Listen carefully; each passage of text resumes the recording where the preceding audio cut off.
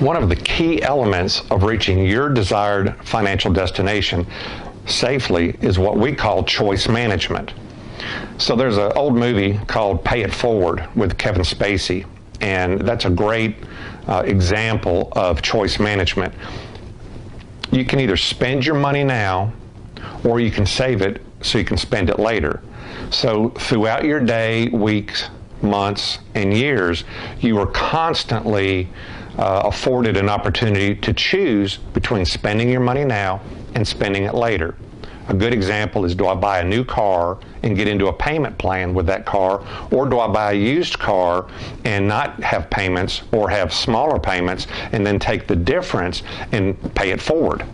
Big house, small house, public school or private school. The choices are endless, and so you have to have a sense of where you want to go. How much do you need in your retirement to live the life of your dreams, and then back up so you can determine how much you want to save. That'll determine how much you can spend now. That is the essence of choice management.